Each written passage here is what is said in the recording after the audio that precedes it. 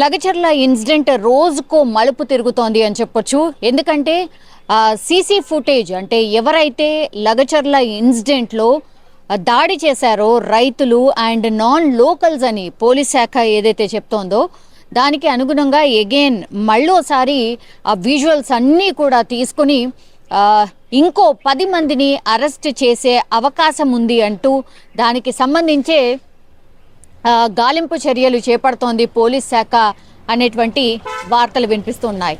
So 10 మంది కోసం ఇంకా గాలిస్తున్నారు. అంటే ఆ విజువల్స్ ఎవరైతే దాడి చేశారో ఇంకా 10 మంది ఎవరైతే ఉన్నారో వాళ్ళ కోసం అగైన్ ఆ ఊర్లలో సర్చ్ ఆపరేషన్ స్టార్ట్ చేసింది పోలీస్ శాఖ అనేది ఒక వార్త.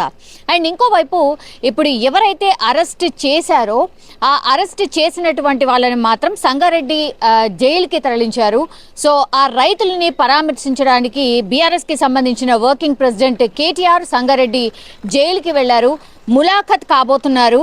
ఆల్రెడీ జైల్ లోపలికి వెళ్లారు కల్వకుంట్ల తారక రామారావు అండ్ వాళ్ళ టీం అంతా కూడా లోపలికి వెళ్ళింది. అందులో సత్యవతి రాథోడ్ ఉన్నారు ఎమ్మెల్సీ, చింతా ప్రభాకర్ ఉన్నారు ఎమ్మెల్యే, అనిల్ జాదవ్ ఉన్నారు ఎమ్మెల్యే, అండ్ రమావత్ రవిచంద్ర కుమార్ మాజీ MLA Devarakonda, and Johnson Nayak party senior నాయకులు ఖానాపూర్ నియోజకవర్గం నుంచి వీళ్ళందరూ కూడా ఎవరైతే రైతుల్ని అరెస్ట్ చేశారో టోటల్గా 21 మంది రైతులనైతే అరెస్ట్ చేయడం జరిగింది.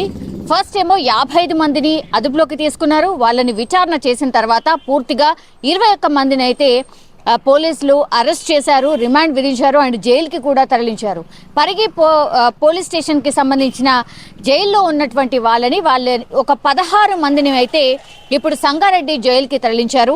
ఈ సంగారెడ్డి జైలుకి తరలించిన నిన్న రాత్రి సంగారెడ్డి జైలుకి తరలించిన తర్వాత ఇవాళ కేటీఆర్ అండ్ బీఆర్ఎస్కి సంబంధించిన టీం రైతుల దగ్గరికి వెళ్ళి పరామర్శించబోతున్నారు. వాళ్ళకి ఒక భరోసా ఇవ్వబోతున్నారు, మీరేం తప్పు చేయలేదు, మేమున్నాం, లీగల్కి సంబంధించిన ఫైట్ మేము చేయబోతున్నాం అనేటువంటిది. ఎందుకంటే నిన్న చాలా మంది బాధితులు ఎవరైతే లగచర్లకు సంబంధించిన అరెస్ట్ చేసిన వాళ్ళు ఎవరైతే ఉన్నారో అంటే వాళ్ళకు సంబంధికులు ఎవరైతే ఉన్నారో వాళ్ళు సోమాజిగూడ ప్రెస్ క్లబ్లో యాజ్ వెల్ యాజ్ టీఆర్ఎస్ భవన్కి చేరుకుని కేటీఆర్ వాళ్ళతోని ఒక ప్రెస్ మీట్ పెట్టి మరీ మాట్లాడించడం జరిగింది. సో పూర్తిగా బీఆర్ఎస్ పార్టీ దీని వెనకాలుంది, నడిపించింది, కుట్ర కోణం దాగి ఉంది అనేటువంటి ఒక వార్త. అండ్ ఆ కోణంలోనే పూర్తిగా విచారణ జరుగుతున్న టైంలో ఇప్పుడు పూర్తిగా బీఆర్ఎస్ పార్టీని వాళ్లకు సపోర్ట్గా ఉంటూ వాళ్ళకి లీగల్గా ఏమైనా అవసరం ఉన్నా కూడా మేమున్నామంటూ భరోసా ఇచ్చే ప్రయత్నం అయితే ఒకటి జరుగుతోంది. ఎందుకంటే పట్నం నరేందర్ రెడ్డిని అరెస్ట్ చేశారు అండ్ రిమాండ్ రిపోర్ట్లో పట్నం నరేందర్ రెడ్డి కేటీఆర్ ఈ కుట్రకంతా కారణం అంటూ కూడా నరేందర్ రెడ్డి పేరు చెప్పారు అనేటువంటి వార్త వినిపిస్తోంది. కానీ నరేందర్ రెడ్డి నిన్న ఒక లేఖ రాయడం జరిగింది. అసలు నాకు తెలియకుండానే రిమాండ్ రిపోర్ట్లో ఏముందో కూడా నాకు చెప్పకుండానే సైన్ తీసుకున్నారు, ఇది ఒక రకంగా మోసం అనేటువంటి మాట పట్నం నరేందర్ రెడ్డి చెప్పడం జరిగింది. సో క్వాష్ పిటిషన్ వేశారు అండ్ ఈరోజు సెలవు. సో మండే వరకు కూడా కోర్టు లేదు. సో హౌస్ మోషన్ పిటిషన్ ఒకటి మూవ్ చేశారు. మరి ఇవాళ ఏమన్నా విచారణకు వస్తుందా లేదా అనేది కూడా క్లారిటీ లేదు. బట్ పట్నం నరేందర్ రెడ్డి నిన్న లేఖ రాసి అసలు నాకేం సంబంధం లేదు, రిమాండ్ రిపోర్ట్ అసలు నాకు చూపించకుండానే సైన్ తీసుకున్నారు అనేటువంటి మాట చెప్పడం జరిగింది. సో ఈ కేసు అంతా కూడా మరి ఎటు దారి తీస్తుంది ఏంటి అనేది తెలీదు. బట్ ఇంకో ప్రచారం గట్టిగా జరుగుతోంది. మొన్నటి వరకేమో ఫామ్ హౌస్ ఇష్యూలో కేటీఆర్ అరెస్ట్ కాబోతున్నారు అంటూ ఒక వార్త నడిచింది.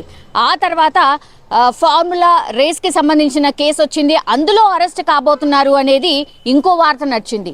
ఇప్పుడు లగచర్ల ఇన్సిడెంట్కి సంబంధించి కేటీఆర్ పేరు చెప్పారు పట్నం నరేందర్ రెడ్డి, కాబట్టి ఆయనను అరెస్ట్ చేయబోతున్నారు అంటూ ఈ కేసులో కేటీఆర్ అరెస్ట్ అంటూ ఈ వార్త నడుస్తోంది. సో ఆయన చాలా ఓపెన్గా స్టేట్మెంట్ ఇస్తున్నారు, రండి అసలు కుట్ర చేసింది ఎవరు, తప్పు చేస్తే నన్ను అరెస్ట్ చేసుకోండి, నాకేం భయం లేదు అనేటువంటి మాట కేటీఆర్ చెప్తున్నారు.